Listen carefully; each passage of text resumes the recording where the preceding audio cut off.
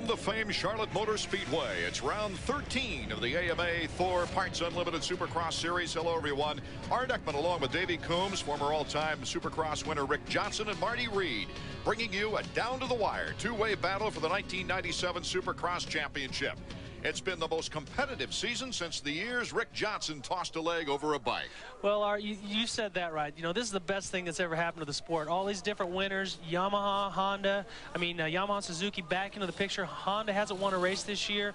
It's so many things are happening, and this sport is just thriving. The crowds are big, and the television audience is huge. Getting right to our first qualifying heat, let me remind you that only the top 4 riders from each of the 2 qualifying heats get the early gate choices, plus the transfer directly to the main event. The rest of the field goes on to the semifinals, where the top 5 will make that only ride that pays money the main event.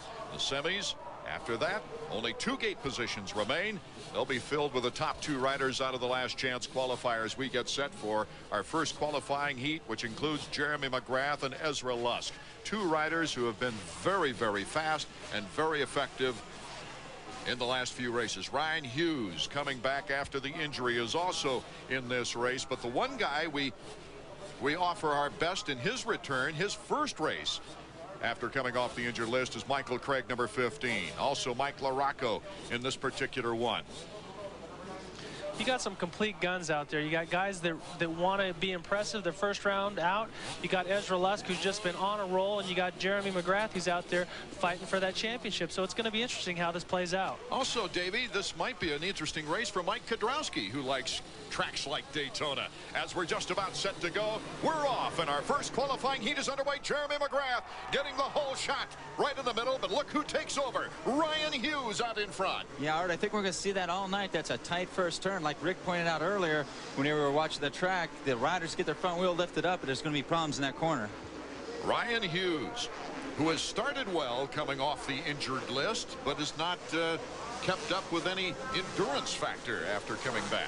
Well, you know, last year is where Ryan broke his jaw here, and that was a pretty traumatic injury for him. But Ryan's the type of, this track suits him because he likes fast tracks. He likes to go quick. So this is one track that he'll do well on. Ryan is out in front with Michael Jones second. Then is Mike LaRocco third, Ezra Lusk fourth, Craig fifth, Kiedrowski sixth, and Jeremy McGrath is in seventh. That first play, or rather that first turn, really cost Jeremy. He had the whole shot there. He got bumped out by 92. I think that was Pokerova, and he's got his work cut out for him to get in the top 4. Yeah, Pokerova took a hard shot on Jeremy. Jeremy had the whole shot clean. He just drove right up Jeremy's left leg and pushed him out. Jones losing control right there. With a big lead, Ryan Hughes. He's already 4.5 seconds in front of Mike LaRocco.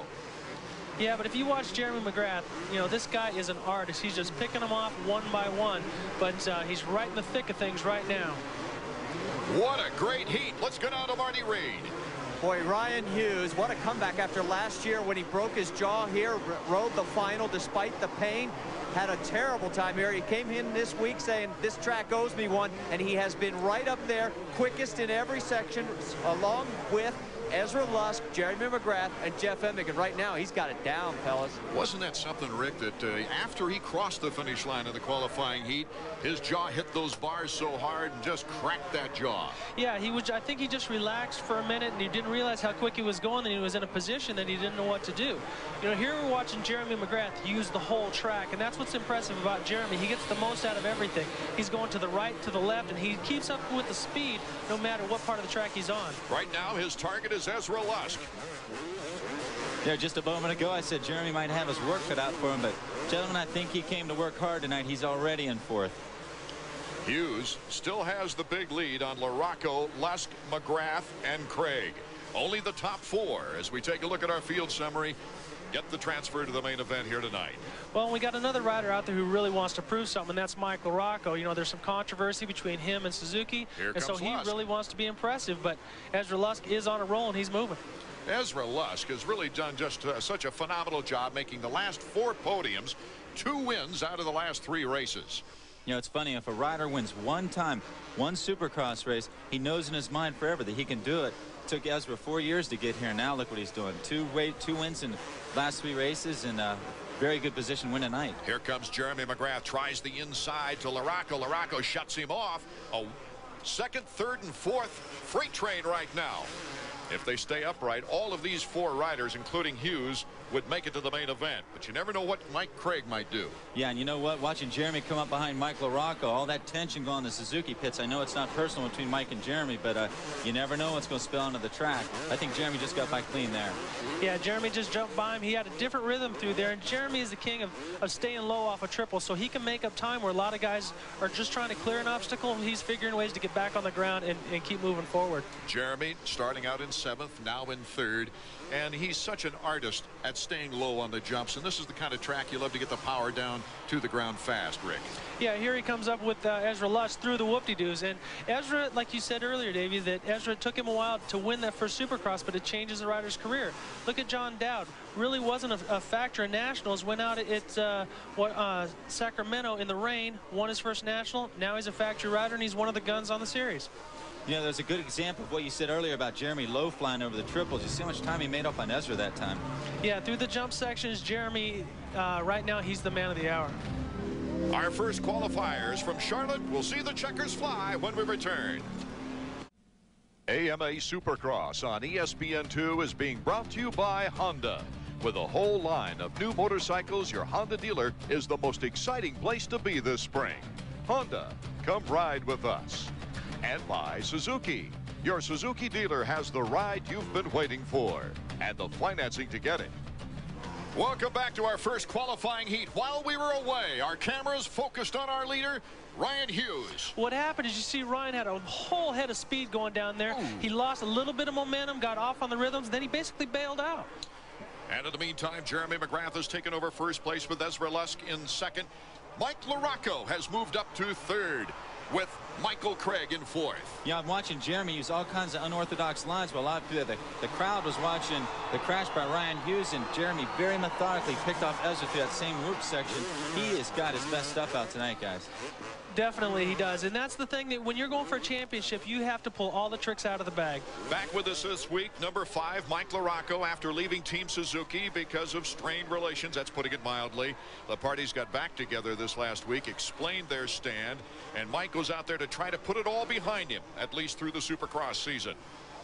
Really, for my career, I thought, you know, if things haven't changed and I've been struggling, that maybe if I could, you know, try something else and get this worked out and start getting my results back and, you know, get back on top. But, you know, discussions went on, and at first it was kind of a mutual decision, then it got deeper than that. So, you know, I decided not to press the issue, that I'll stick to my commitment and just do the best I can. When you're born and you have a racing nature, it's really all you can. I mean, it's easy to think about that. Just go out and race. And when you're on the track, you race. And that's what I plan to do, trying to put this all behind me and just go on from here. It's good to see him back on the track. That's where he belongs, and it's also heartwarming to hear that Mike's wife Elizabeth is doing well with a difficult pregnancy situation. But he's back on the track, looking good right now in a possible qualifying situation. Ezra Lust still keeping up the pressure, and I like to see that people aren't just falling as victims to Jeremy like they did last year. Anytime someone would pass, Jeremy would pass him last year, they just basically gave up. Now if you're looking at Ezra, he's still pushing hard and keeping Jeremy honest. You know, at that time, Jeremy was like the Michael Jordan out there in the motocross court. No matter what, people would get near him and they'd freeze up, and we saw that. And right there we see a rider down in front of Jeremy, but our field summary shows us McGrath still out front, followed by Yogi, and then LaRocco and Mike Craig. What a great break for Mike Craig, just coming back after missing at least 3 races. Yeah, I think, you know, once you come back after you've sat out for a while, especially in the middle of a really competitive series like this, you're coming back, you're kind of feeling what's going on. Here, I really think this is the best thing for Ezra Lust, because now he's had a chance to watch Jeremy and see what Jeremy does and find out where he made the time on him. So this might benefit him for the main event. Patience has been the big lesson for this kid, don't you think, Davey? Yeah, you know what? When Jeremy, or rather whenever Ezra was a 125 rider, he was out there riding by himself. He didn't know how to learn those lessons Rick's talking about, how to watch for lines and things like that, but he's got his act together. He knows he can do it, and he had to take a few lessons in humility, but you see it's all paying off. I think he's going to be a real title contender next year. Okay, as we see Jeremy McGrath in front of Ezra Lusk here in our first qualifying heat. Off Mount Charlotte we come into the horseshoe, and after the horseshoe it's the jump at the finish line, and that will be the white flag lap. Number 15, Michael Craig. You got to pat him on the back right now. Yeah, he's coming back from an injury, and he's probably just feeling things out, but he is running a strong race. Here we got the white flag. White flag, Jeremy McGrath, Ezra Lusk now over the finish line with Mike LaRocco in third, Craig in fourth. Kiedrowski still trying to catch up. He's on the bubble. You know, it'd be really neat is if those guys at Honda Troy could get a main event win this year in the 250 class. They've had Larry Ward and Mike Craig and Mike Kiedrowski just riding hard and riding aggressively all year long, but they just never put it together to get a win. I think that'd be really cool to have a support team do something like that. On our final lap, Ezra kind of closing up the gap a bit, Rick. Yeah, when once you've won 2 main events like Ezra does now, you have to have that confidence that you're the best guy on the track. So whenever I was out in front and I had somebody catching me from behind, I figured they knew something on the track that I didn't, because obviously they can't be better than me. Let's see what happens on this jump section now. The monster triple as Ezra Lusk tries to catch up with Jeremy McGrath on our final lap of our first qualifying round. A lapper in the way on the side now as Jeremy comes streaming through the rhythm section. Up the mountain.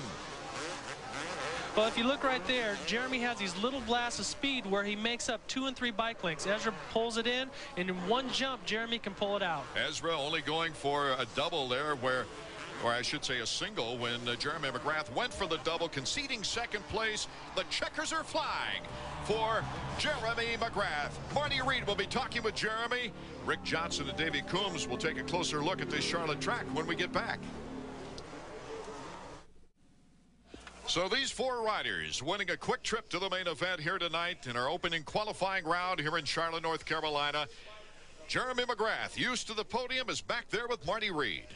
Yeah, we're down here, and yeah, hardly broke a sweat. It's awful chilly tonight, but not a great start, but wow, what a way to cut through the field. Yeah, I had the whole shot, actually. I went out there in the first turn. I was in front, braked for the corner, and someone ran me in the back. I don't know what happened, knocked me into neutral, and then like 6 guys went by, so had to work my way up. So what'd you learn during this heat race? Because, I mean, you really were cutting some different lines. Yeah, I have a few different lines out there than everyone else, which is good. Bike's working good. Track's good. I mean, if the rain holds out, we'll be good. Not to bring up a sore subject, but Ezra Lusk did not give up again. He stayed right behind you, even though you got by him. Ezra's riding really good right now. He's got a lot of momentum. He's won the last 2 out of the 3 races, and, you know, I mean, it's kind of good. I mean, if I can get out in front and beat him, maybe he's faster than Jeff tonight, and, you know, it'll help the points for me. Well, guys, he's 2 points behind Jeff Emig. He's thrown the gauntlet down. Emig's in the next heat. That's right, number 3, Jeff Emig. You know, both title contenders, Emig and McGrath, are experienced veterans. They've been through these title races before. Well, what about the guys who do their wrenching, the mechanics? Jeremy Albrecht and Wyatt Seals. Excitement-wise, I don't know how to explain it. I've never been in a situation like this. You know, we're, at least in the 250, you know, chase. I mean, I was there with Rhino in the 125s. We got really close, but I don't know, this one, I seem a little more nervous for sure, and it just started these last couple of races. So, you know, we're kind of getting down to the home stretch on this deal, and it's tightening up. You know, so everything's got to be perfect. Can't make any mistakes. You know, my part, Jeremy's part, you know, anybody's part. I think that's definitely going to be a key for us, as we've already done this. We've already, you know, won a championship last year together. Whereas for them, it's a whole new thing, and I mean, I'm sure Wyatt is capable of doing it anyway, which everyone is, but everyone does take pressure different, and working with somebody is definitely, I mean, every person you work with different anyway. These guys put in the hours of preparation. The glory might be focused on the riders, but the mechanics out there are just as emotionally involved, right, Rick? Oh, definitely. When you lose, your mechanic just takes it to heart, especially if you ever have a mechanical problem. They really feel like you let them down, that they let you down, but it's a complete team out there. Right now, we're taking a look at Damon Bradshaw, and of course, well known in this area, growing up here, now lives in Boise, Idaho. As we wait for this second heat to get underway, let's go down to Marty Reed. Guys, taking a look at Jeff Emig, you'll notice that he's changed the colors. He's in a mostly black outfit tonight. The reason is, if you remember last week, he wore orange and had that dismal performance. He said, you'll never see orange on a racetrack again with me. While we have this little break, a great friend of ours, a great friend of motorcycle racing for that matter, Humpy Wheeler, the general manager of this fantastic facility. And as we look out into the darkness here, Humpy, I would be remiss not mentioning your tremendous expansion plans here at Charlotte Motor Speedway. Yeah, we're adding 26,000 seats over on the second turn, and that's going to be the most modern grandstand I think that you'll see in the world as far as auto racing is concerned. I wish we could move it over here and put it right down there where the guys are starting. Can't you put wheels on it and just slide it over? Well, you know, I thought about running a rail line down through there, you know, sort of monorail them over here. But this is a great night. We've got a great crowd tonight, and what a show. This is just super. Humpy, I know that the auto racing is so big in this area, but also it appears like the growing sport of Supercross is really doing you a good job. You have any future plans as far as motorcycle racing is concerned? Oh, yeah. You know, we've off and on in the last 20 years, we've done a lot of motorcycle racing. I just love this Supercross, though, because the people, just great. And we want to try to figure out how to stick about 100,000 people in here for Supercross. And I think we can do it one day. I think Pace Motorsports just jumped out of the booth. Well, I think, you know, I'm here every day, not every day, Humpy, but I do work at the Richard Petty Driving Experience, so I've watched the grandstands go up. It's amazing how quick they go, and just being all over the world, this is, I think, probably the best facility. I mean, the whole city's behind racing, and you don't find a better environment for everything, for motorcycles, cars, the whole deal. Yeah, and but I love this Supercross, and they're getting ready to crank them up again. Okay, Humpy, thanks for dropping by. Right, appreciate it. Everything, okay. All the fine amenities that you've brought us to be able to bring Supercross to the fans across the nation on ESPN2. Thank you so much. Next year, 100,000. Next year, 100,000. That's would that be something, Rick? Old Bruton would love that. I'll tell you, if anybody can do it, they can do it here at Charlotte Motor Speedway. Oh, definitely build it and they will come. I mean, you saw what Bruton and Humpy can do when it came down to Did you see this?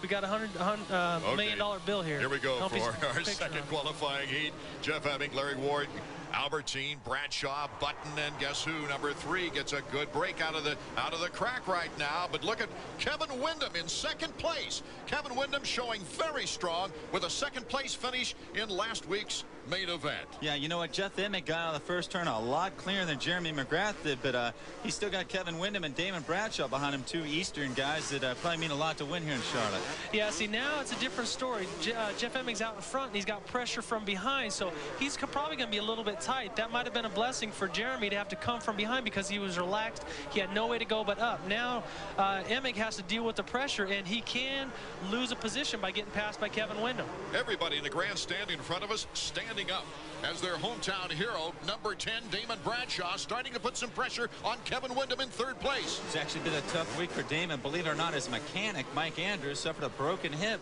when they were out testing. Damon's got a fire drill down there in the Axo Manchester pits, but see if he can pull it through and get on the podium. Windham was second here last year as well in his 250 experiences, so he likes this kind of track. There's no question. Is Kevin Windham making the move on Emig? Emig in a title fight, but Windham doesn't care. The 125 rider who wants to clamp on the 125 Western Crown next week in Dallas has taken over the lead in our second qualifying heat. Emig moving down to second, but look at Bradshaw. Yeah, see, Jeff Emig's being a little bit conservative, which surprises me, but this might be that blessing where he can get behind Windham and watch some different lines. 2 guys out there with nothing to lose. Damon Bradshaw and Kevin Windham. Emig's got everything to lose, and Rick, you're exactly right. He's riding tense. Right, yeah, but I think his best bet is to maybe let them guys go for the time being, watch their lines, see if there's something that he can learn. But Jeff Emig's a big game player. I'd never, you know, I don't know how much the pressure really bothers him. Out in front, we've got the number 7 of Kevin Windham, just looking as smooth as ice. I'm telling you, he's just taken away with this thing. Yeah, remember I was saying about how this track favors big guys that can muscle the bike around, and Kevin's a little bit bigger, got a little more leverage than those other guys out there, and this is exactly the way he looked at the Osaka Supercross when he dominated that race. So I think you're going to be seeing big things from Kevin Windham. Only the top 4 will qualify for the main event. Windham, Emig, Bradshaw, and Larry Ward right now, with Greg Albertine trying to pull up on Ward, and he's got a good race going, actually. He's only a couple of bike lengths behind him. Yeah, Larry Ward's tough on those whoops. We saw him pull a little ways away from Albertine, hold on to that 4th place position. Larry Ward, tall guy, just like Windham. Again, as Rick was saying, favors a rider like that on this track. Jimmy Button fans, he's down. He'll be going to the semifinal round. Yeah, Jimmy Butt's not getting up real slow, not wanting to get back on the bike. But I think before this heat's over, you're going to see in the mix a race between Damon Bradshaw, Larry Ward, and Greg Albertine, because all three of them guys are moving right along, and now Jeff Emig sort of settled into second. Button, a 125 Eastern round winner here in '94. But look at the freight train. And the interesting thing about this, only 4 of these 5 riders will be going to the main event out of our qualifying round. Albertine, number 8. Boy, did he have a crash here last year. You know, last year was Greg Albertine's year to just have everything go wrong. This year he's gotten a little bit better. Actually, he's gotten a lot better. 3 podium finishes, and it's good to see Greg doing a lot better, but he's got to get rid of that crashing thing still.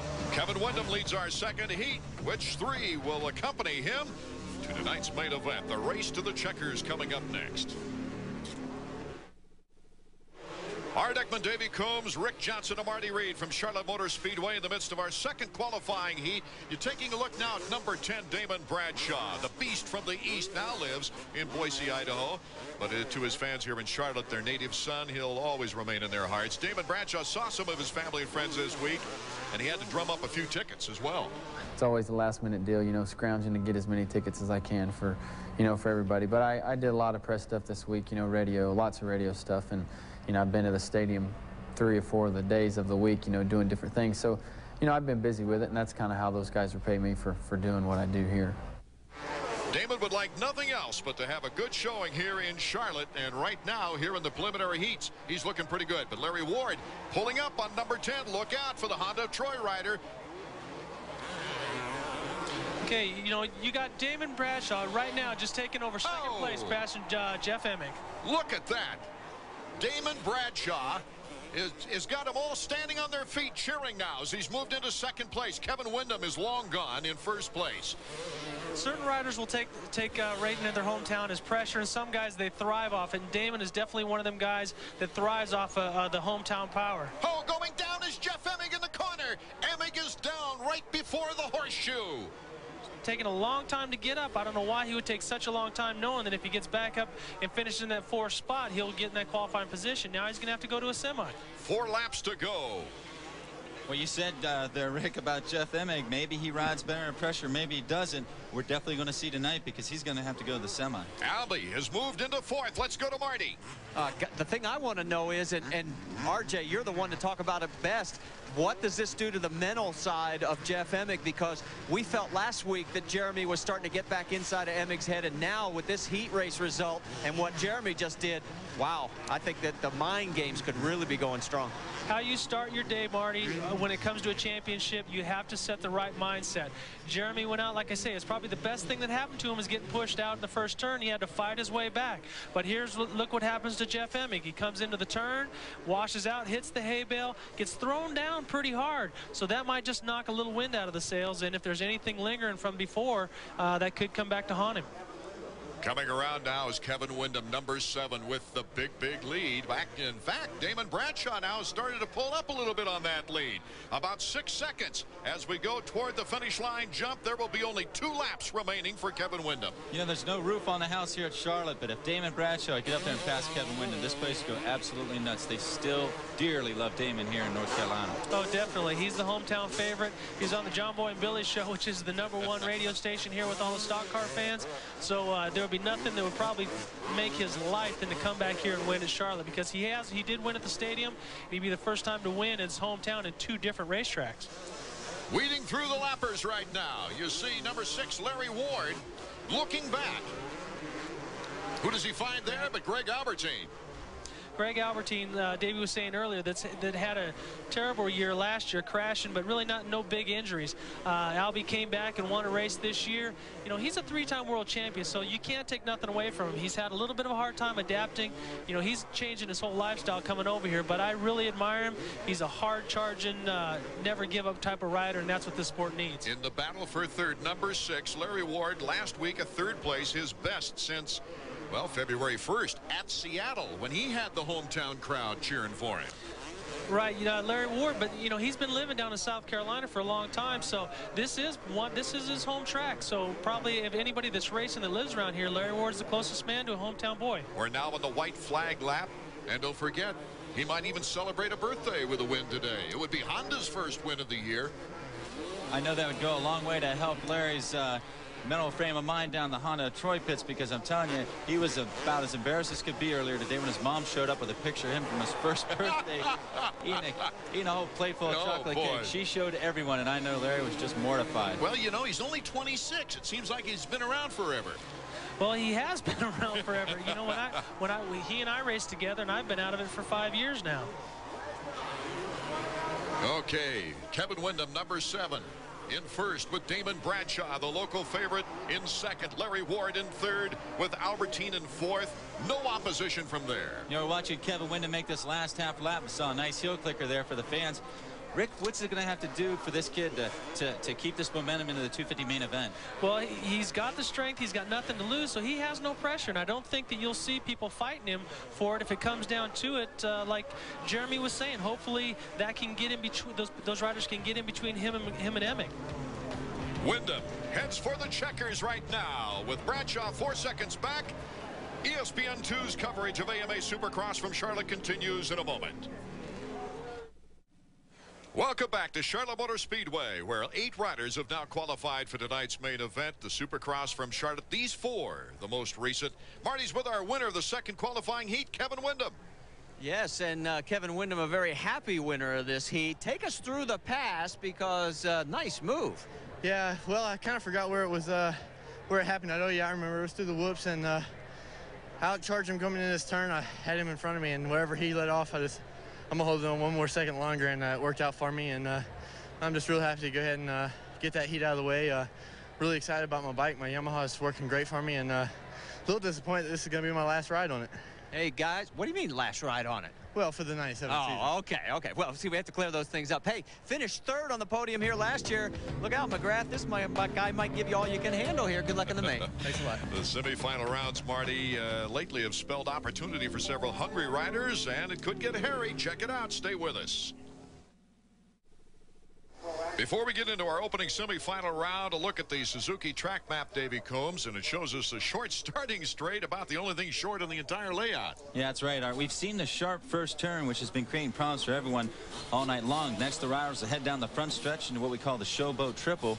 Then it's a bank 90-degree turn, then back across Mount Charlotte, which is a funky layered set of jump. Next, it's the Horseshoe, where Jeff Emig fell, back across the start to the finish line jump, and then a long, rare 4th gear straightaway here in Supercross. It's another bank turn at the north end, some more long triples, and then it's a short, stiff set of whoops. It's probably the most technical part of the track. It's the minefield where we saw Hughes go down.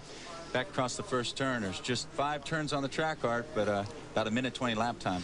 Yeah, this track, it throws a lot of things in there. There's some real difficult jumps. The track is really soft, so it's changing every lap. And also, you throw that speed into there, it makes a rider really have to focus on what he's doing. As we saw just moments ago, Ryan Hughes in this semifinal round, along with Mike Kiedrowski, who was just edged out of making the main event from the qualifying round. Buddy Antonez, the reigning Arena Cross champion, after the Arena Cross season over with, coming back. Michael Jones back trying to get into the main event here in this one, along with Ty Wallace, and a one-time winner in San Jose, Doug Dubach.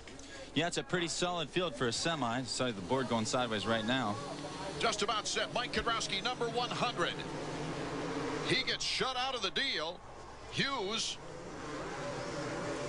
Looks like a nice move with Pocoroba.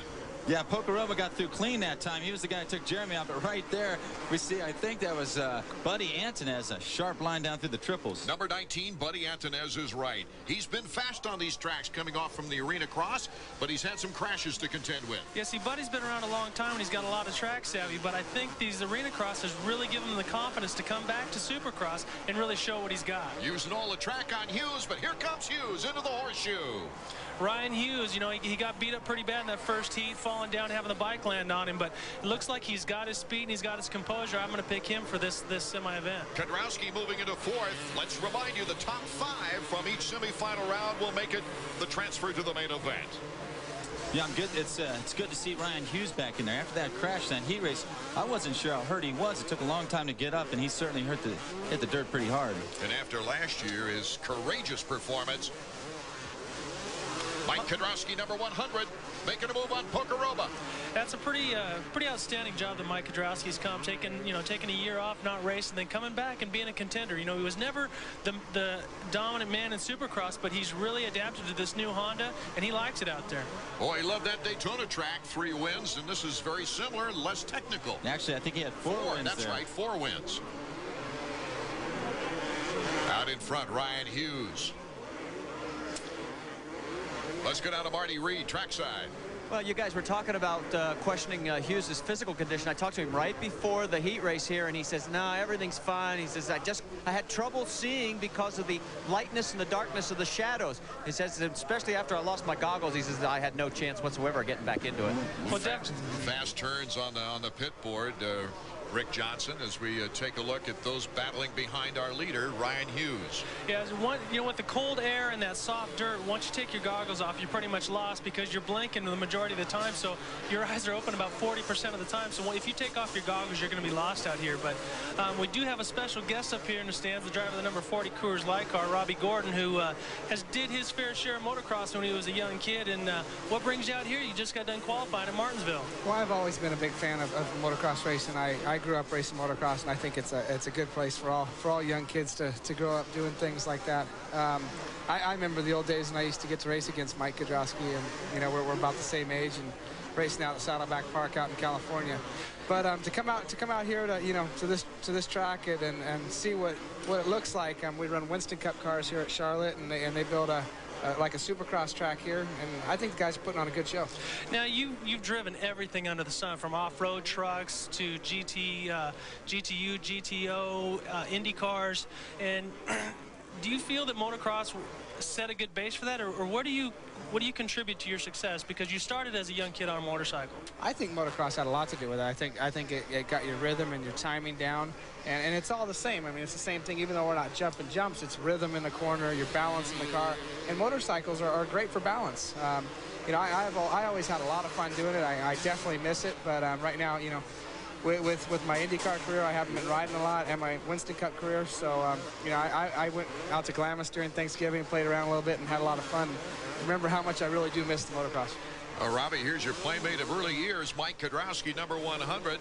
Rick coming forward to saying how tough it is to come back after a year off. Honda of Troy really gave him an excellent opportunity, and he had that desire still in his body. He had to come back and try it. Yeah, and Mike was one of those that tried to go from 2 wheels to 4 wheels, like what I'm trying to do. So you're always trying, and definitely 2 wheels will help you.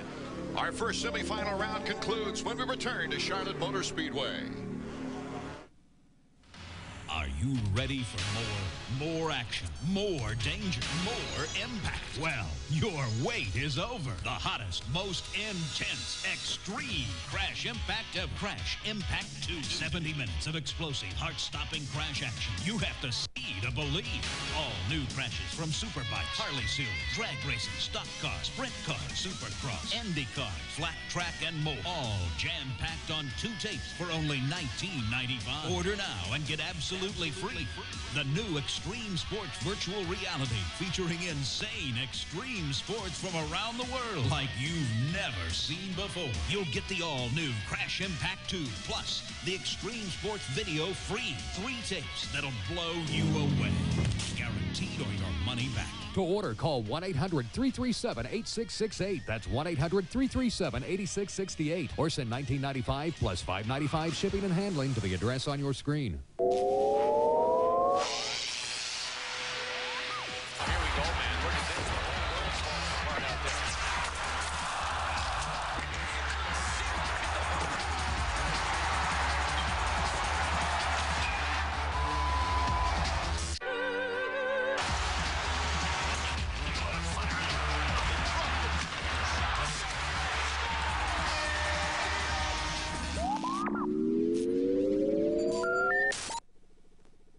AMA Supercross is being brought to you by Dunlop. Simply the best for your bike.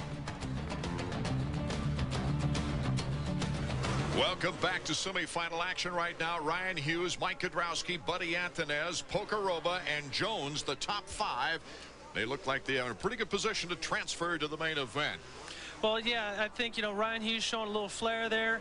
You know, that's good. I mean, he took a hard lick in the first heat, so it's good to see him healthy. Maybe he's got a shot at this main event. We'd just like to thank Robbie Gordon for coming up and wish him good luck tomorrow at Martinsville. He's got to start on the back row, buddy, so you got your work cut out for you, but we appreciate you coming up. Well, thanks. I've always been a big fan, and I'm excited that Supercross here in Charlotte. All right, bud. Thanks. Good luck tomorrow. Boy, Art? in his rookie year, pole position. That's fantastic. White flag lap underway for semifinal number 1. Ryan Hughes, after crashing in his qualifying heat, coming back with lots of strength. He was not going to let this track beat him, and it's only a few more turns left as we go into the horseshoe with Ryan Hughes. Of course, coming up in semifinal number 2, Jeff Emig has yet to qualify for the main event. But Ryan Hughes, a pat on the back to this Kawasaki rider. The checkered flag is almost ready to wave. It does so for Ryan Hughes. The official results and a word from our winner when we come back. With semifinal 1 completed, 5 more riders have made it to the main event. Check out the Suzuki top 5 as we go down to Marty Reed with Ryan Hughes. Yes, a very happy Ryan Hughes. We talked right before the race. You said you were having trouble with the shadows. One of the reasons that you went down in the heat race didn't seem to bother you this time. Yeah, the first race I felt really good. I got out to a good lead, and I was maybe riding a little faster than I should in a couple sections, and the bike got away from me a little bit. I have a trouble seeing at night, but you know, I think everybody might have a little bit. It's a little the light's good in some spots and shadows in others, but I feel good that last time I rode. I just kind of took it easy in some spots and got some lines down, and the main event should be pretty good. Rebuild your confidence. Think you can take it tonight? Yeah, I think so. I felt really good out there. My bike's running really good. The Kawasaki Bridgestone tires running great, and mechanic Ron Wood. And seems like I got a lot of people out here cheering for me, so after last year. Ryan Hughes, your winner here in semi number 1.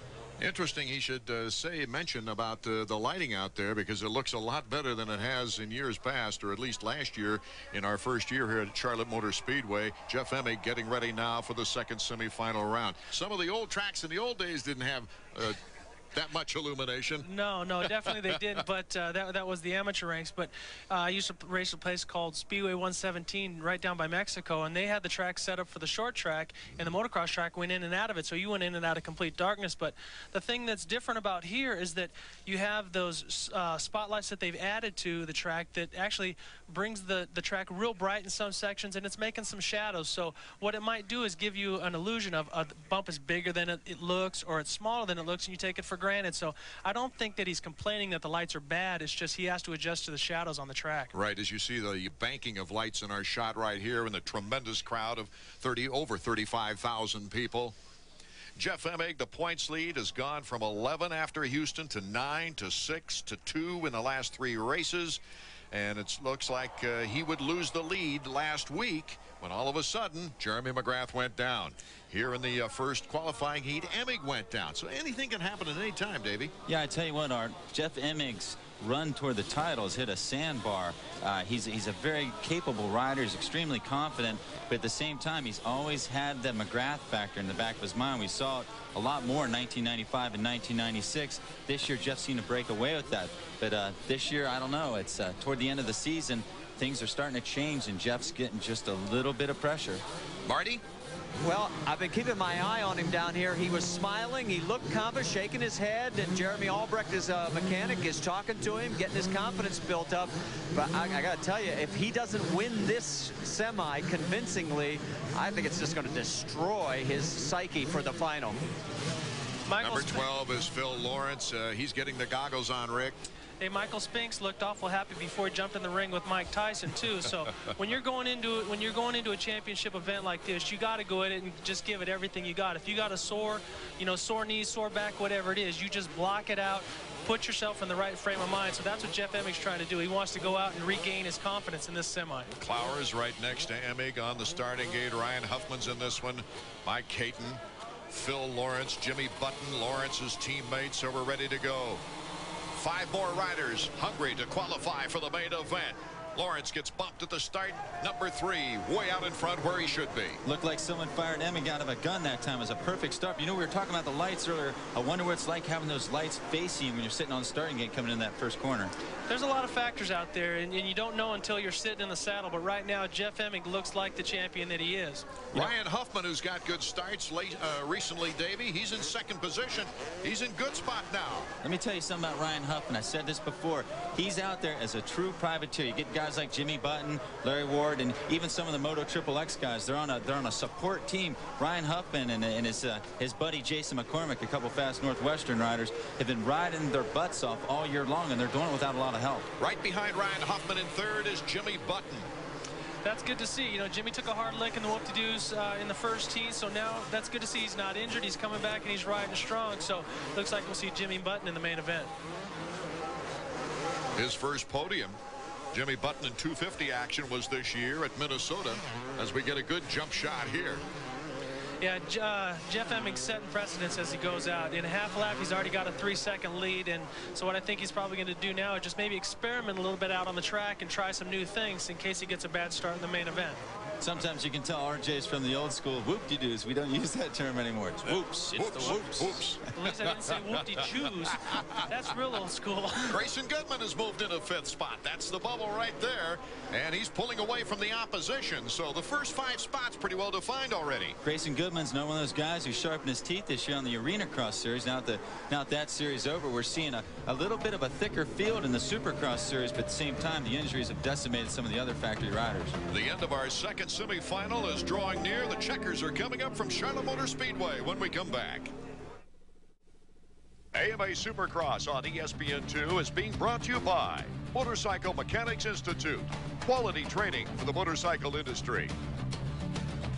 Semifinal number 2 underway. Time is running out. Here's the significant pass while we were away.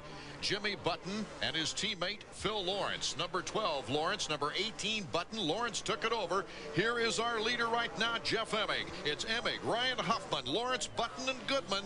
The top 5, it looks like they'll be the ones to transfer. A very impressive ride for Emig, but again, Ryan Huffman, a real nice ride, beating the 2 Chaparral Yamahas. It's good to see a true privateer in there. See, I don't know if this is going to be good for Emig or not. Yeah, he's got his confidence, but he's beaten a bunch of guys that he should have beaten in the first round, and so. But he's out there running at half speed. Jeremy McGrath got off to a start, got hit, had to come from behind, had to charge the whole time, had Ezra Luss pushing him. That's a good combination to have. You know, finish a race on top going into the main. One thing about Jeff Emig, he missed the factory practice session on Friday, so you get the checkered flag there. It might be beneficial to him to have ridden this semi. He and his teammate Ryan Hughes didn't get a lot of track time in yesterday. And a great finish behind Emig, Ryan Huffman. Marty Reed visits with Jeff Emig next from the Charlotte Motor Speedway. 18 riders have qualified for the Charlotte Supercross. These 5 advancing out of our second semifinal, and the guy out in front was Jeff Emig. Marty's with him now. Down here with Jeff Emig, I got to ask you, confidence in the mental side of this game is so much. How much did this win and the ease of it instill it back inside you? Well, I just needed more time on the track and stuff. Like you could see in my heat race, I just wasn't riding like I usually ride, and I was just a little tight, and I really loosened up a lot in that. I was seeing my times, but times were good. And you know, main thing is I just got to loosen up. I just been really tight lately. So Jeremy's not inside your head right now? No, I'm inside my head, and that was the whole reason why I don't think that I've been riding like myself is because of me. And like, it's not because of Jeremy or it's because of anybody else. It's because of the pressure that I put on myself, you know, to win these races. And I get, I just can't put that sort of pressure on myself. Guys, we're going to find out in the main event. Right, Marty. The end of one of the most competitive years in Supercross is not that far away. Round 14, Texas Stadium, also featuring the final race for the 125 Western Crown. The season's finale at Sam Boyd Stadium, Las Vegas, likely to be the awarding of the Supercross Championship plate and an East-West 125 shootout for the big bucks. 2 exciting events left on our 1997 schedule. 125 East #1 plate for 1997 will be awarded soon as the sport's future superstars. The 125s are coming up next. As we leave you, though, let's check out this week's Honda Flashback. In this week's Honda Flashback, we're taking you all the way back to 1990, the Dallas Cotton Bowl with the early leader Damon Bradshaw, followed closely by Jean-Michel Bayle. A little mistake there by Bradshaw. Looks like Bale's taking over the lead, but watch Damon to the inside. Thinks he's got the pass made, and Ward went around both of them on the inside. What we had was three very different talents. You have the old veteran Jeff Ward, the youngster Bradshaw out front, and the Frenchman Jean-Michel Bayle sneaking his way to the front. Under pressure from Guy Cooper late in the race, Ward goes down. That took him out of the race. But out front, the battle continued between Damon Bradshaw and Jean-Michel Bayle. And watch Bayle right here with an inside line. Turns on a dime, still jumps the double jump and takes over the lead. His pace was too much for anyone to match on this technical, slick Dallas track as he pulled away to win easily, picking up another win in the 1990 season, followed by the hard-charging Damon Bradshaw. While we are away, these two riders packing it in first and second in the last chance qualifier. They get the last two spots at the gate for the 250 main, and right now the 125 riders are on the track with the Eastern Division title on the line. Timmy Ferry, number 22. He hasn't won a race this year. However, looking at the Suzuki point standings, he has a 13-point lead on the two-time race winner Stephane Roncada. If Roncada wins tonight, all Tim Ferry needs to win the title is an 8th place finish. Will he be racing to win or play it conservative? I'm going to race to win, and you know, we'll just have to see how it goes in the race. But I'd like to win one before the series is over, and it would be nice to go out with the last race win. But you know, if something comes down where I have to settle for second or something like that for a title and not get into it with anybody, then you know I'll have to do it. Ferry's looking for his very first professional Supercross title here tonight. As we take a look at the starting grid, number 22 and number 70, we expect those guys to be out there on top with number 112. Ricky Carmichael, so impressive, Rick Johnson. Yeah, Ricky's just come on fire. You know, I think a lot of people were questioning his size when he got onto a big bike, but I think he's put all those critics to sleep. He's been really aggressive, probably more aggressive than any of the bigger guys out there, and showing it by winning back-to-back. And he's, I think, definitely one of the favorites for this main event. You were slightly impressed with Tim Ferry the first time you saw him, right? The first time I saw Tim Ferry is when I was doing kind of a farewell tour. I went over to Japan with my wife Stephanie, and I watched this guy who I didn't know, a 3-digit guy jumping all the triples and doubles before any of the top American guys. I thought it was some Japanese guy that I never heard of, and in fact Davey was over there because Timmy won a challenge, I think, was an amateur national championship. Yeah, the amateur national championships at Loretta Lynn's. And so he got to go over there, and he was really impressive. And, you know, I thought I would see a lot more of him, but now he's coming back. And, hey, they don't ask you at the bank how you bring home that championship. It doesn't matter. That's right, Tim Ferry. The last championship he won was at Loretta Lynn's. Let's go down to Marty Reed. Well, I'm going to tell you something. Lee McCollum, Ferry's mechanic, is concerned. He was not happy with the way he rode the heat race. Said he was too tentative. Says, I want him to go out there and try and win, not worry about this championship. He could find himself into some real trouble. So McCollum's concerned, and I don't know, I can't tell in Ferry's eyes whether he's that worried about it. I know, you know, he's counting places right now. We'll see how he does coming out the gate. He's been after the 125 East title for 6 years. In 1992, he was on a Kawasaki. He placed 10th. 93 on a Yamaha, placed 6th. 94 on a Honda, placed 3rd. Then he went to the 4th factory for a 4th place finish in 95. He felt he really should have had the championship that year, but did not come through. 96, he was injured, took a 6th in the points total. 97, could this be his year? Ricky Carmichael, of course, is looking to win the battle, not the war here tonight. You know, Carmichael is one of those guys where if he gets out front, kiss him goodbye. Even from the back, we've seen him come through and make some good moves to get the wins and everything like that. But on a track like this, not a lot of corners. If he can put his jumping technique to good use out here, we might have Carmichael run away. But he's got to get through that first turn, and he's got to get away from Roncada. The 1-900 Pro Race chalk line is out there for the $500 for the 125 rider who gets the whole shot. We're ready to go for the main event from the Charlotte Supercross. The 125s are underway. Timmy Ferry, number 22, great break from the gate. Boy, it looked like it almost is a tie for the whole shot award, but there's a tie for last right here. Oh, definitely. We got a big pile up in the first turn, but it's none of the big players, so I think we're still going to see a very strong race for the lead here. Timmy Ferry got the whole shot, but remember, he's racing for the championship, so what he's probably going to be doing is watching for roncada.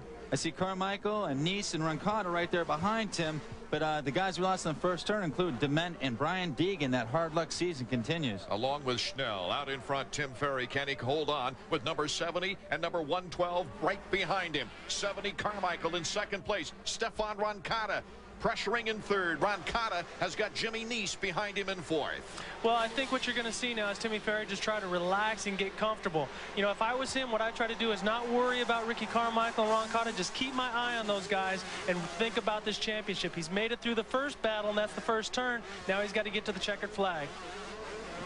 We might incidentally note that Scott Sheik is not racing tonight of Team Honda, a rotator cuff injury. Team Honda's not even here on site with their semi-truck. They're going straight to Dallas.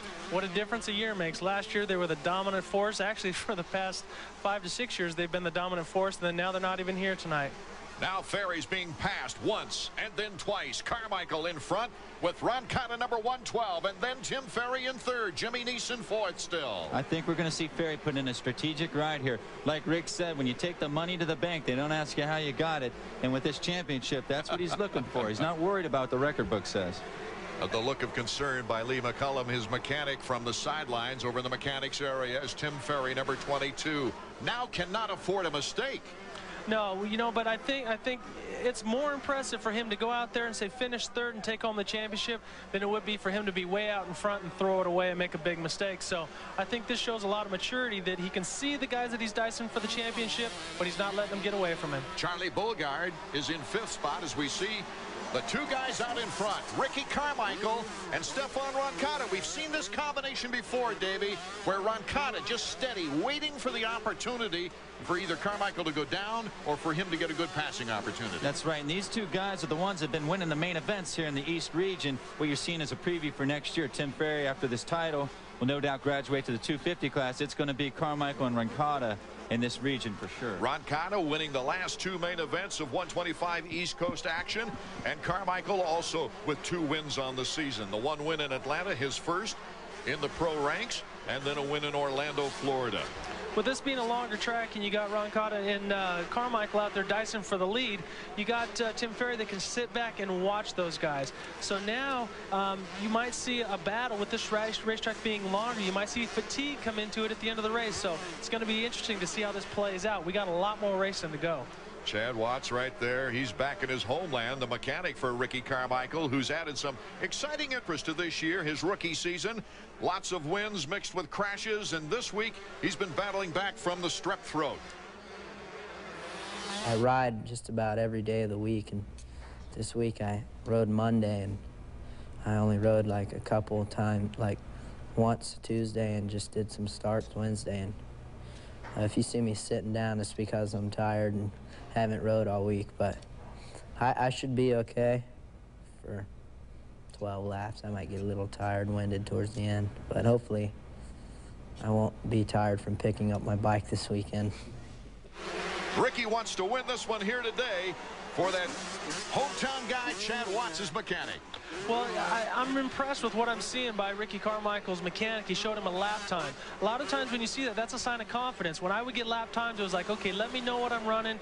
And in my mind, I know I could run, say, he out there at 116. I can run that for 20 laps. Battle for fourth is on. Jimmy Neese putting some pressure on. Brock Sellards, that's one of my guys from Ohio again. He's been the underdog this year, and got started off with a bad start at the Indianapolis whenever Carmichael ran into the back of him. Kind of a controversial thing, but he's put in some good rides, got on the podium, and maybe tonight he can do it again.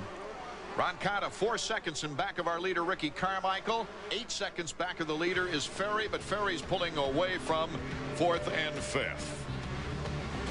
AMA Supercross action, more of it. 125 main event. Hi, I'm Gary Semix with this week's Suzuki riding tip.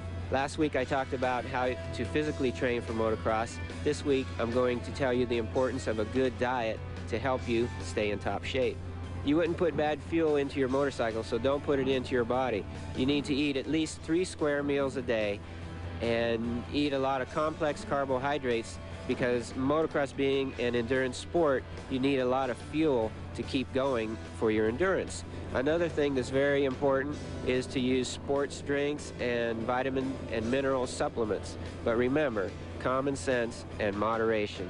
And of course, stay away from junk food. For this week's Suzuki Riding Tip, I'm Gary Semix. Art Ekman, Davey Coombs, Rick Johnson, and Marty Reed from Charlotte, North Carolina. The 125 Eastern Supercross title will be decided soon. But this is the guy that's winning the battle here tonight. Number 70, Ricky Carmichael. Stephane Roncada second. Tim Ferry third. He's in line to pick off the title. Neese is behind Sellards to round out the top 5. It's there we go with the confidence again, you know, be perfect. He's looking at the lap times. He's running consistently 1:16s every lap, so that shows a lot of confidence in a man as young as he is. But right now, the race that's probably the most enjoyable race is Tim Ferry. He's got a mile in between with people in front of him and people behind him.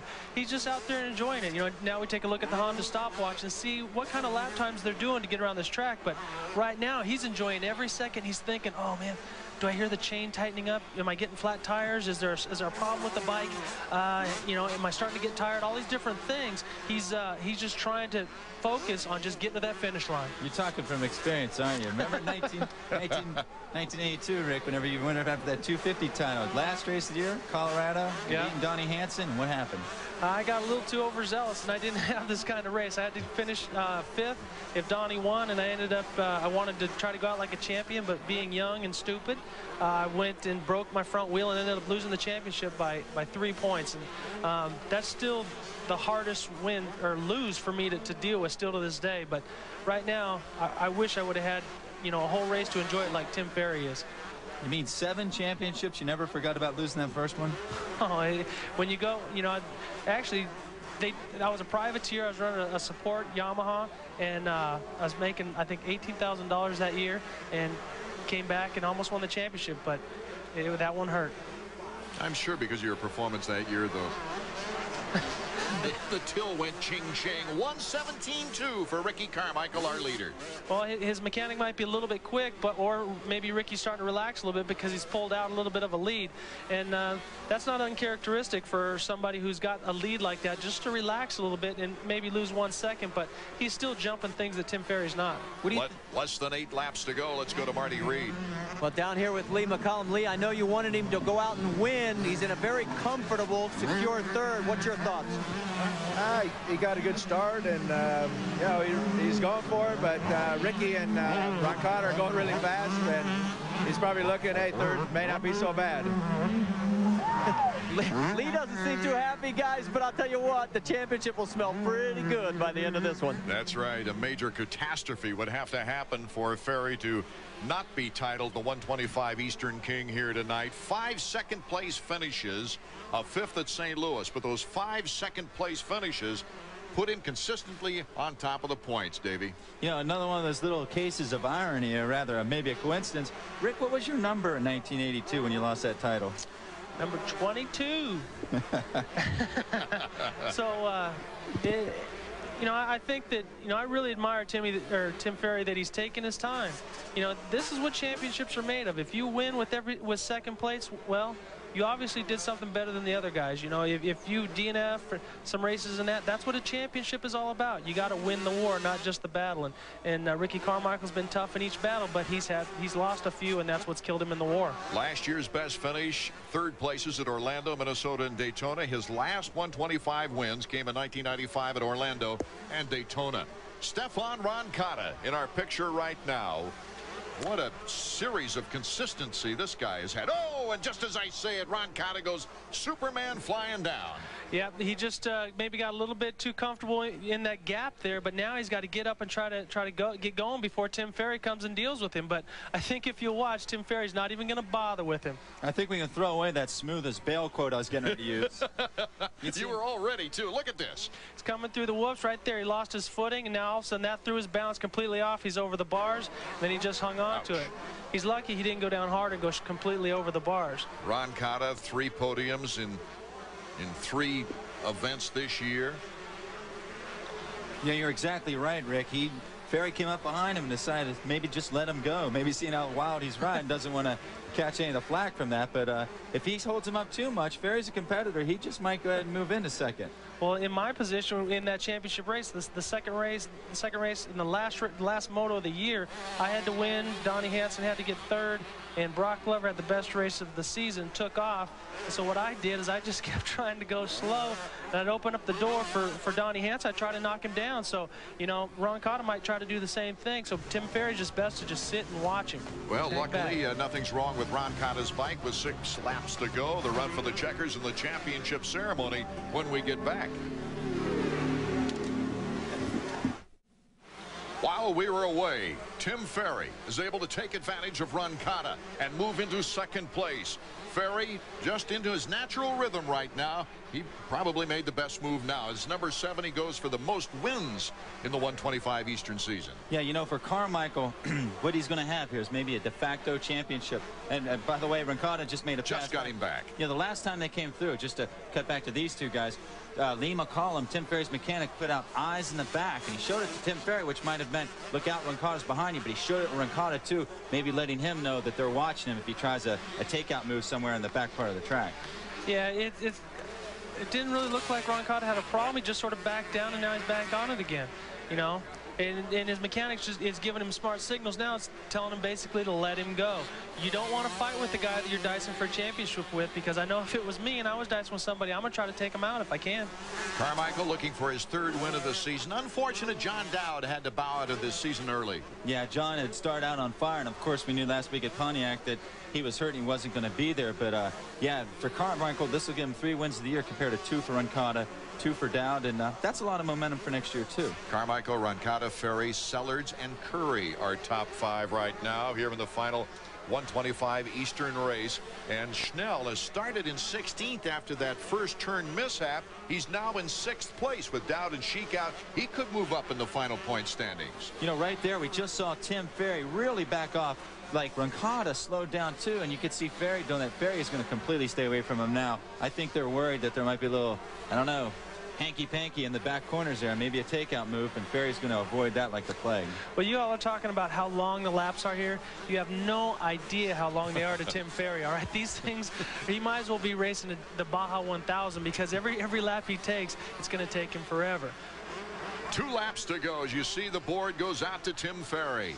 Says 2 laps and ride. Okay, so now he just got to breathe, focus, and just make sure he clears those doubles, because there's nobody around that's challenging him right now. He just has to focus and really enjoy the moment. If Ferry can hold upright, Suzuki then has their 10th 125 title in 26 occasions as far as chances during the season. Yeah, what do you think that's going to mean to them if they get a 250 title in a couple weeks here? First one in a long time there. Well, Roger DeCoster can smile and take a deep breath. Well, it'll mean a lot to them. They've had a real long dry spell when it comes to 250, but you know, we haven't been talking a lot about this kid, Ricky Carmichael. You know, he's just been out there putting it to him, basically doing what Jeremy McGrath was doing to everybody last year. So I'm really impressed with the enthusiasm and the effort and everything that he puts into his riding. He's going to be a factor for a long time. Tony Berluti looking on, Team Suzuki. Tony's got some experience with some championships. He got Damon Huffman to a couple out in the West region. Ricky Carmichael, number 70. What a joy it's been. Exciting, no matter what happens with this kid. Yeah, you watch him jump. He uses the best of his shortcomings. We got 1 lap to go, but you watch him. That kid uses everything he's got. You know, his short body. He moves that thing around the bike, and he just really works it. In our final lap, Schnell was moved up to 5th. Rick, does Ricky Carmichael remind you of Damon Bradshaw in 1989? Yeah, he does. He hits the jumps with everything he's got. His feet are off the pegs half the time, but if you notice, he's real balanced, waving to the crowd, really confident, and that's the kind of stuff that once you get a hold of it, you want to hang on to it as long as you can, because it can be anything that takes that away from you, and it'll be a little bit different when he gets on a 250. Carmichael looking to win the battle, but Ferry looking to win the war.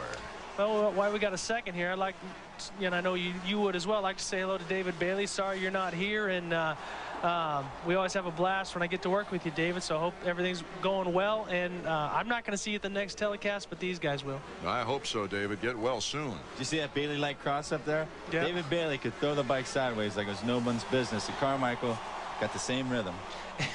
And Tim Ferry can roll over and get to the finish line. Whoa! Whoa, look out there. Lee, a good thing he wasn't watching. Show me. Show me the money is what he's going to say. That's it. Show me the money, yes. As Tim Ferry is looking for his first championship since Loretta Lynn amateur days. Here's the checkers for Ricky Carmichael, his third win of the season. He's a superstar. And Roncada will take second place. Here comes the newly crowned 125 Eastern champion right now, Tim Ferry, Team Suzuki. A very rare second place knack-knack, or rather I should say third place there. I mean, I don't think I've ever seen someone throw a knack-knack from third. It's that's an awesome feeling, something that you work so hard for. And if you notice, you see the Yamaha mechanics and other people congratulating him as well, because everybody knows how hard you work. You know, that was John Rosenstiel that worked for Brock for so many years, and Marty Tripes and everybody. So he knows what it's like to put in a whole season to win for a championship. And it's great to see camaraderie between riders. Ricky Carmichael knows he has won the battle, but he knows that Tim Ferry won the war. 125 titles, the first Suzuki 125 title in 2 years. The last time did it Tony Berluti and Damon Huffman combined to win the West in '95. We'll be back with the ceremony right after this. Here in Charlotte, a new 125 East champion is to be crowned as we look at tonight's top 10 finishers. Lee McCollum showing him the money. And with the winner of the race for tonight, let's go down to Marty Reed. Yeah, we'll talk to the guy who crossed the line first, Ricky Carmichael. You and I talked right before the race, and I said if you got out front, this was going to be your night, and it was. Yeah, I mean, I knew all along, all year, that I was one of the fastest guys, and I just didn't have my priorities straight. And I rode a good heat race, even though I got second. I rode smart, and I rode smart that time, even though I didn't get the whole shot. I didn't blitz it and crash this time. I just used my head and got by Timmy and pulled away. I mean, Stephane was catching me, but I figured he'd get tired, you know, because it seems like he fades towards the end. And I don't know, I'm glad that I won this last one. Going into Hangtown, you know, I'm winning the point series, and I'm glad I got a win behind me, and I'm ready for Hangtown, to be truthful with you. Well, that's the outdoor, but what about next year? Are you sending, just yes or no, are you sending a notice that this is your championship to win next year? Yeah, next year, for sure. This is my ultimate goal, for sure, because it could have been my year this year, but I didn't take advantage of it, so I'm going to take advantage of it next year. Okay, there's your winner. We'll talk to the champion in just a second. Here's what will be going into the record books for 1997 in the 125 Eastern Division. Tim Ferry taking the championship. Roncada in second place. Ricky Carmichael ending up with 123 points in third. Greg Schnell able to end the season very strong, moving up the ladder. Let's go back to Marty. And this is the moment that we've been waiting for Timmy Ferry. You know, we're in NASCAR country. You know, Darrell Waltrip won a championship without ever crossing the line first. Here it is, buddy. You're number one. Yeah, you know, it feels really good. My Suzuki ran great all year. My mechanic, Lee McCollum, did a good job. Roger Coster, you know, got the bikes a little better than they were last year and the year before. And I just rode smart the whole series, and I guess it paid off. Talked to Lee. He said, man, you were tight as a drum in that heat race. What was it like in the main? The heat race was horrible. I rode so bad, I rode stiff. I got like a fifth or something. And, you know, in between races, I loosened up, talked to McGrath a little bit. He helped me out, and just went out and got the whole shot and rode as smart as I could. Congratulations, champ. How's that sound? That sounds pretty good. I'd like to thank everybody at Suzuki, Thor, CD, Scott, Bell, CTI knee braces. The list goes on. Thanks everybody. Tim Ferry, definitely number one for 1997. Well, it was especially good, gentlemen, to see smiles on Roger DeCoster's face and Tim's dad, who was also available down there to greet the celebration as Tim Ferry wins the 125 Eastern crown by 11 points. Yeah, when you win a championship, it doesn't matter what it is, if it's an East-West or if it's 250 National. It is an achievement, and Tim Ferry definitely deserves it. He drove a smart race. While the 125 championship celebration continues, coming up next, the 250s, Jeff Emig, Jeremy McGrath, and friends. Another outstanding Supercross crowd here at the Charlotte Motor Speedway. We've had record crowds almost every event this year as we're in round number 13. Hello, everybody. I'm Art Ekman, along with Davey Coombs and Rick Johnson. Guys, as we go into this title chase with Emig just a few points, a couple of points ahead of Jeremy McGrath, Jeff Emig doesn't look like the rider that got him the 11 or 19-point lead at one time. You know, the time is now for Jeff Emig. He came out on fire like after the third race of the year, but in these last three races, he's hit a sandbar. He's got some problems. Yeah, and Jeremy McGrath has just been getting stronger and stronger. He knows what it's like to dominate a series, but switching bikes, it's not that the Suzuki was a worse bike, it's a different bike. The clutch reacts different, the power band's different, suspension, everything.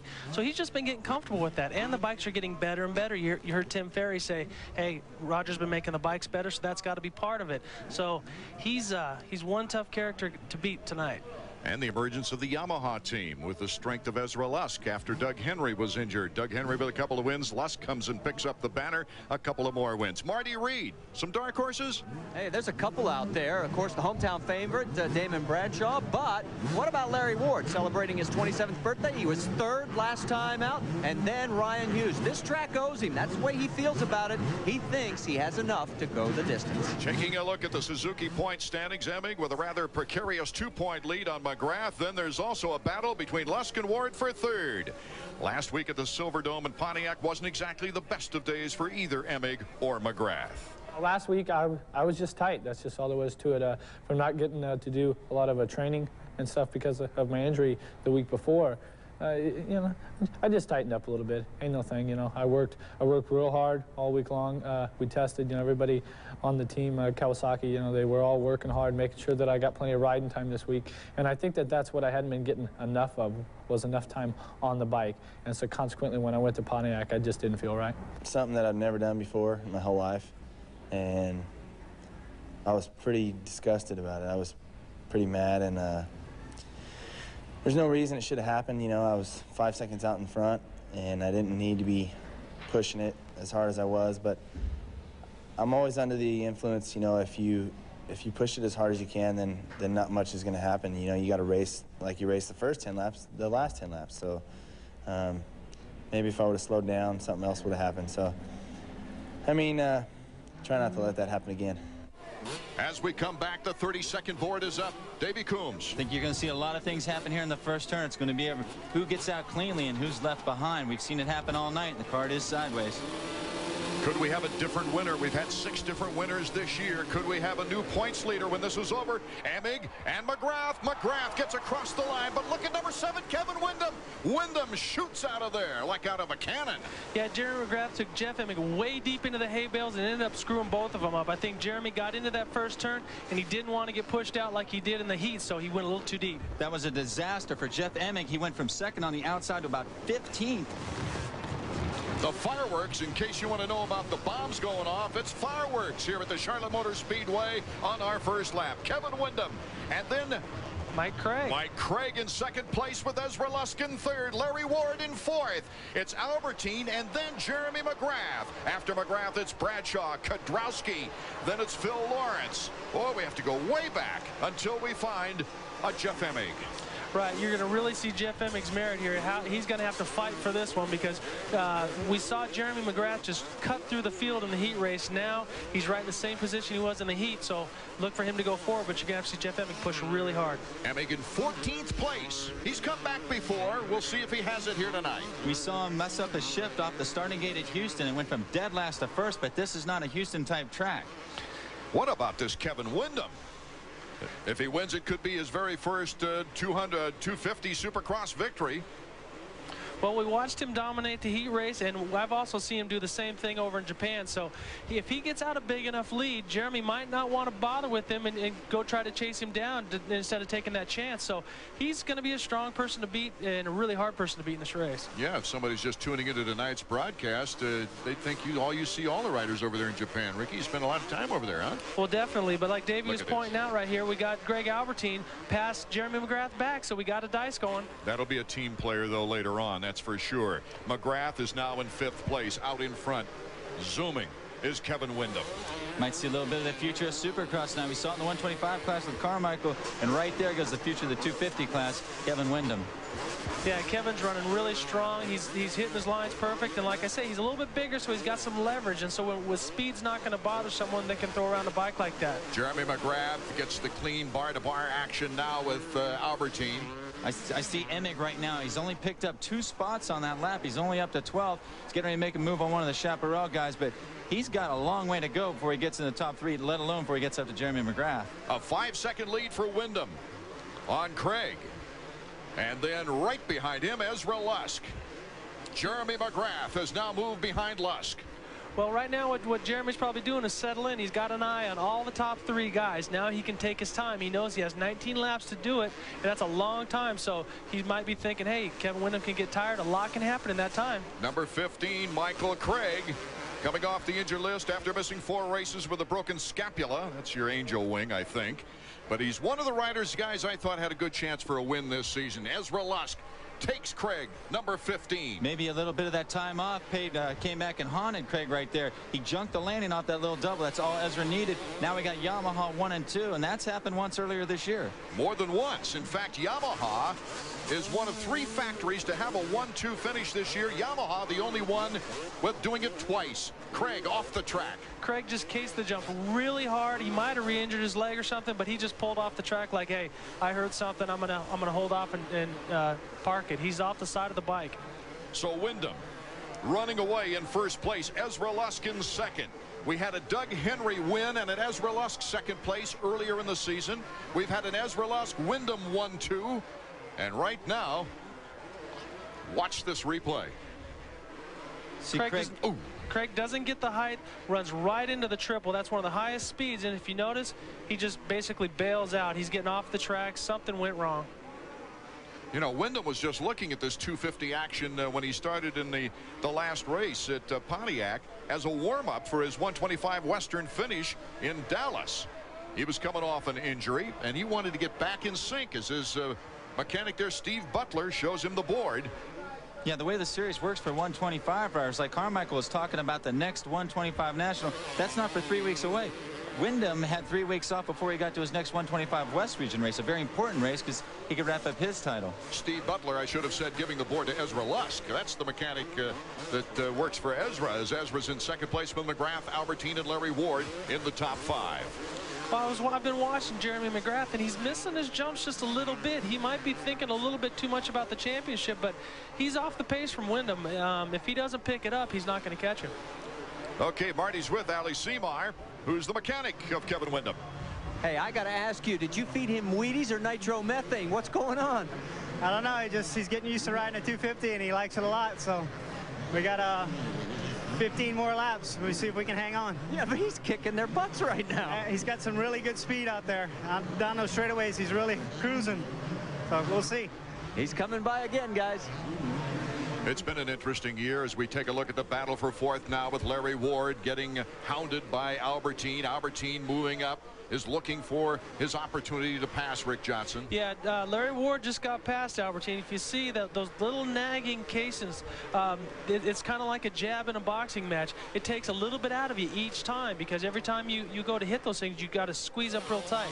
Emig has moved up to 9th place. Yeah, he actually is just getting ready to make a move on Phil Lawrence for 8th, and then after that, he's got a long way to go before he gets to Bradshaw and Ryan Hughes, and that's not even in the top 5 yet. Emig leading by only 2 points over Jeremy McGrath. Inside, Ward tries to cut off. Here comes Albertine. Albertine, what a back-and-forth battle we've got going between Team Suzuki and Honda of Troy. Yeah, both these riders putting in the best rides. Here's another battle too. Jeremy McGrath is trying to put the challenge onto Ezra Lusk. Well, see, here you got a situation where you got a guy going for a championship and a guy that's a long shot that just wants to be impressive every time he's on the bike. So Jeremy's got more to think about than Ezra. Last week, Lusk never letting McGrath off the hook from 3 to 5 seconds every lap right behind him. When McGrath made a mental mistake, probably he was as disturbed at himself as he's ever been after a race. You know, I know last year that Ezra Lusk finished 3rd in the standings. It was a big surprise, but it was nowhere near as convincing or as impressive as he's been this year, getting all these podium finishes and doing so well. The race for the 97 AMA Supercross title continues from Charlotte, North Carolina. Stay with us.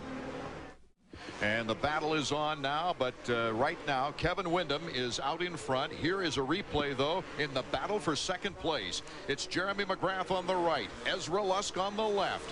Wheel to wheel. Not even a scratch of plastic, though, and now Ezra Lusk is kind of playing it like he did last week. Not let Jeremy get too far away, but he's not showing him any wheels. We saw the same thing in the heat race earlier. Ezra got behind him and checked out his lines. One thing people might not know about, and some of you people out there on the internet following these races might know this, Jeremy McGrath and Ezra Lusk are on there all the time, and they're pretty good friends on opposite sides of the country, but they get together and talk about these things. Yeah, but right now, I don't care if they're bunk bed buddies. These guys are going to take each other out to win this championship.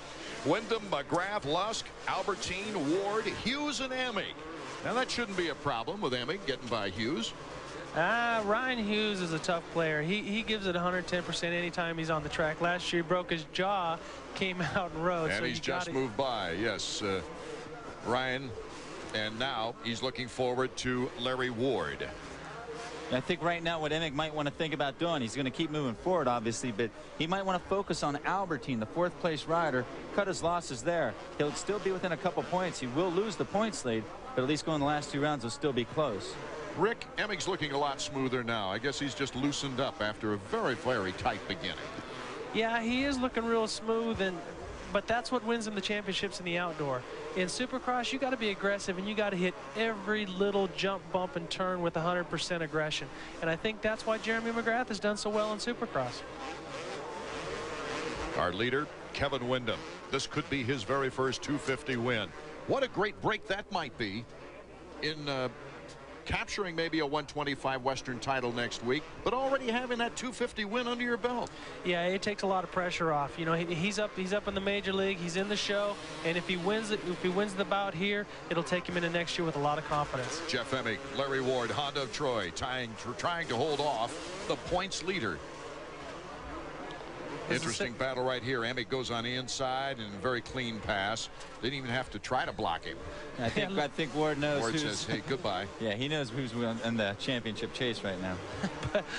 And so Emig is on the climb up the ladder, guys. Yeah, you know, I understand that you know there's guys out there fighting for a championship, but Larry Ward still needs to establish himself as the man. So I'm surprised he gave up that easy.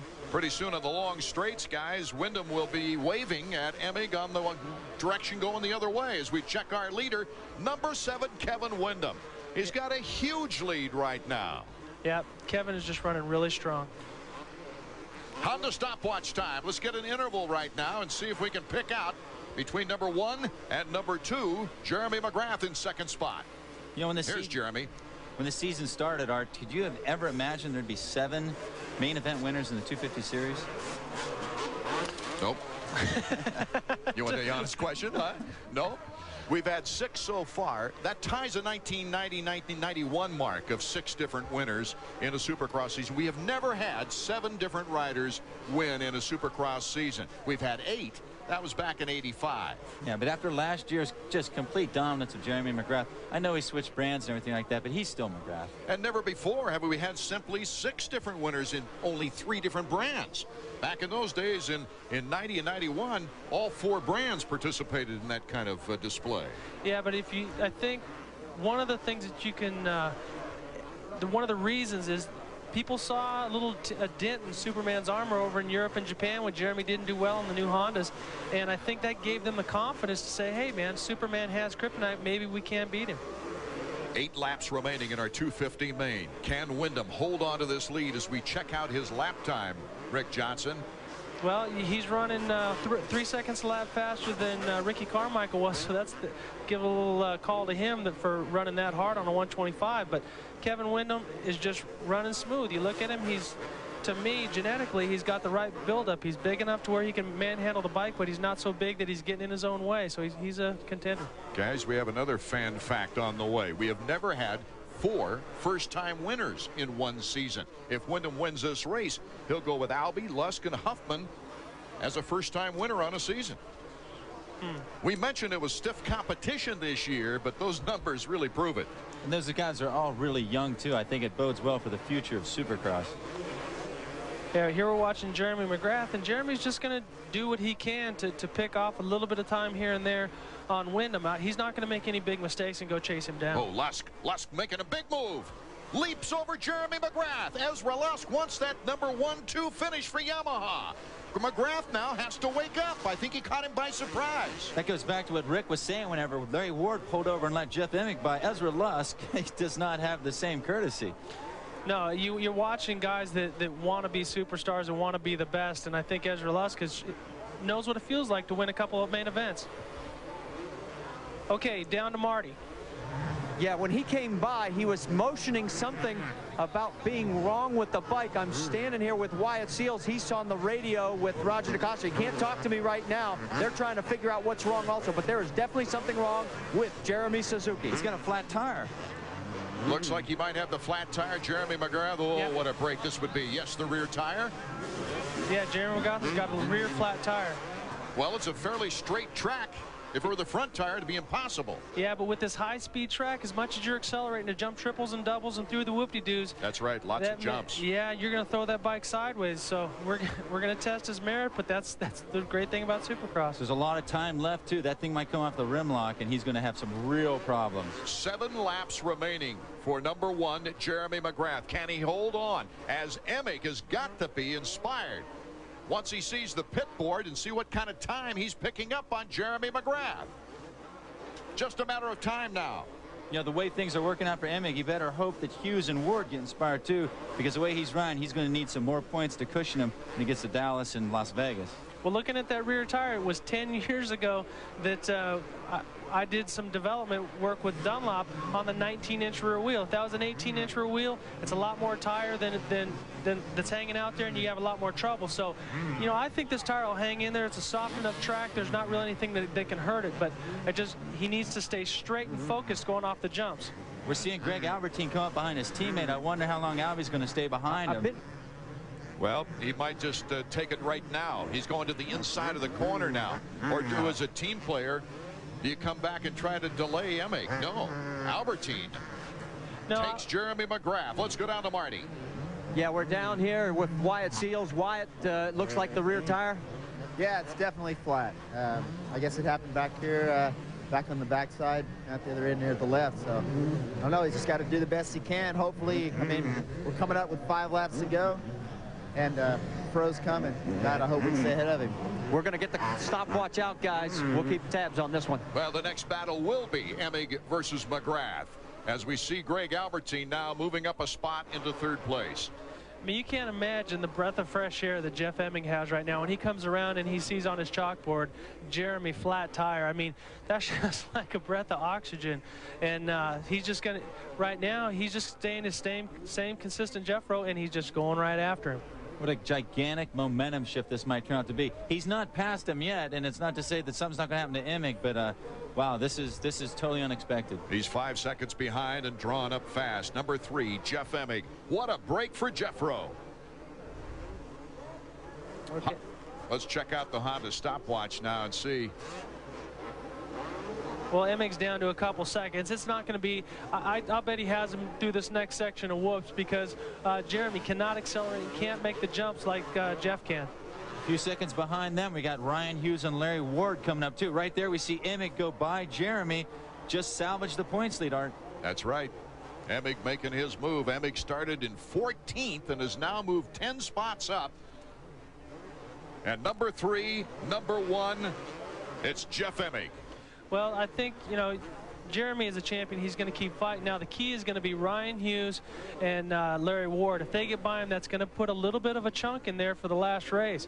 So, you know, last couple races. So, right now, Jeremy's got to be getting eat up right now, because I've been through that. I lost to Spring in '82, and that added to me losing the championship.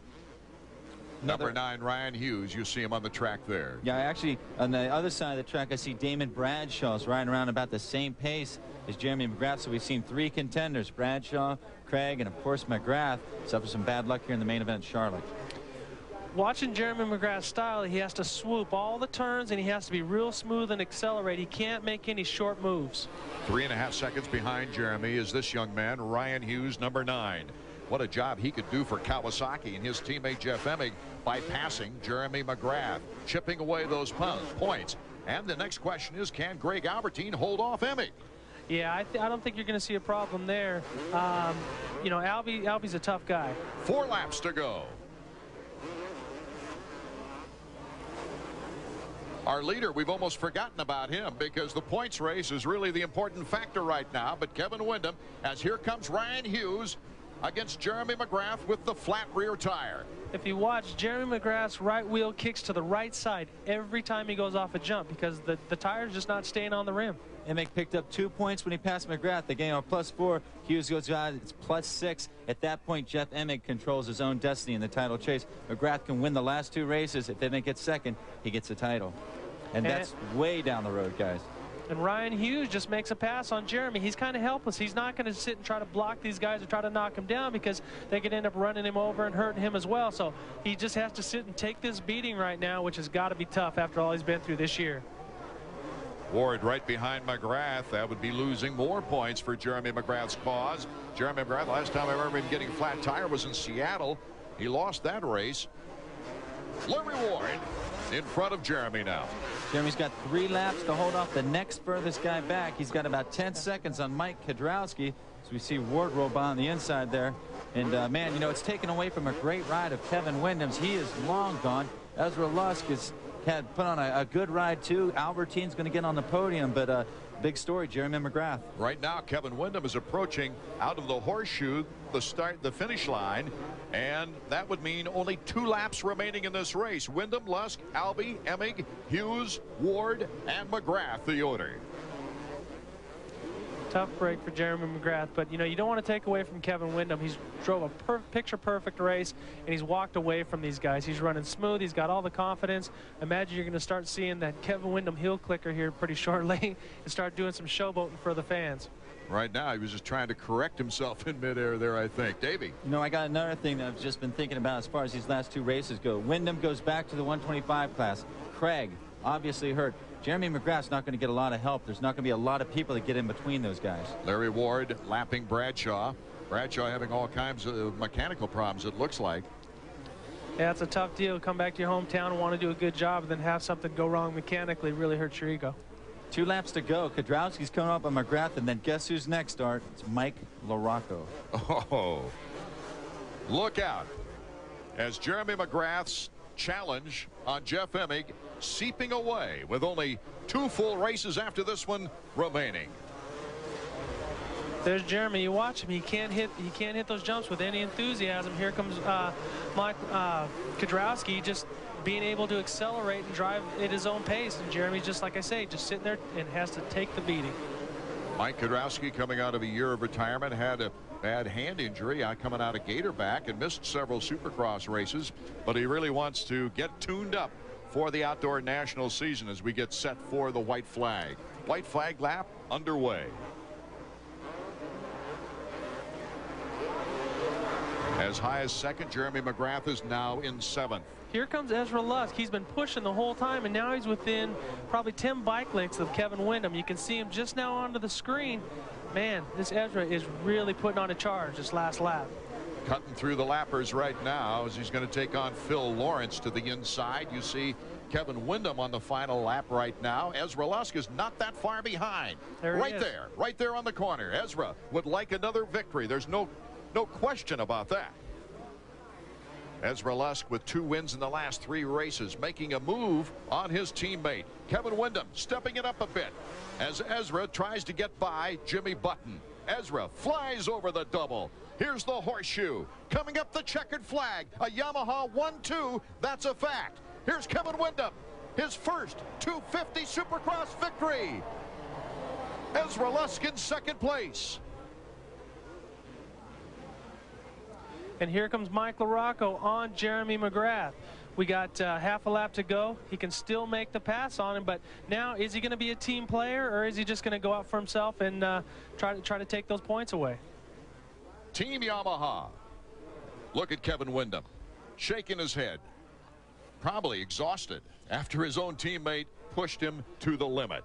Well, when you get pushed like that, you have to reset, step it up on the last lap. It makes it tough. But here we got Jeremy McGrath, the champion that he is, just keep fighting and keeps digging, and he's holding off Mike LaRocco. Jeremy McGrath An unfortunate situation right now. It'll be interesting when we see the official standings. I think that this is great. Michael Rocco is being a team player. He's not pushing it.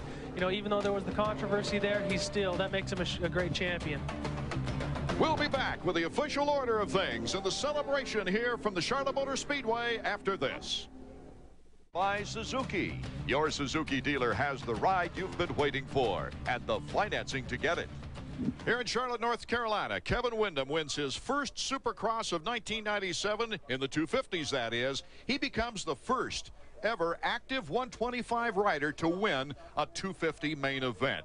All kinds of firsts racked up by Kevin Windham here tonight of Team Yamaha. Marty Reed's made his way to the victory podium. Let's get some insight from the guy who did all the work on the track, huh, Marty? Hey, you know, we have to focus on the championship, obviously, but this guy destroyed the entire field. Congratulations on 250 victory number uno. Yeah, man, this feels great. Last weekend, me and Yog won too, and I'm glad, you know, even though I'm not in the points, I'm glad to switch it around this weekend. Everybody's riding great, man. My YZ pulled me the first turn. I don't know if I got the whole shot, but it was mighty close. So, you know, I can't be happier. You know, I've been coming off injury, and then, you know, here I am getting second and then first. You know, I mean, what more can you ask for? Absolutely nothing. Was there one key element to this? I mean, something about the way you set up the bike, something that you've done mentally, physically? You know what? It's all mental. You know, we haven't really done anything to the bike. I've just had a couple weeks to get used to it. You know, even though I wasn't racing when I was hurt, I was definitely at home practicing. So I just feel unbelievable on the bike, and man, I'm so bummed that I got to get off of it this week. But man, it just makes me look so forward to next year, and man, I couldn't ask for anything better. Well, you still have a 125 championship to win, and that starts again next week at Dallas, guys. The fourth first-time winner of the 1997 season, also a new record established this year. The seventh winner this season on the Supercross Tour. As we take a look at the championship run now, how it looks as we go to Dallas, Texas Stadium. It's Emig with a 6-point lead over Jeremy McGrath. The battle for Lusk and Ward is starting to separate. Be with us now for our next ESPN2 telecast. We'll be coming to you from Texas Stadium in Dallas. Art Ekman for Davey Coombs, Rick Johnson, and Marty Reed.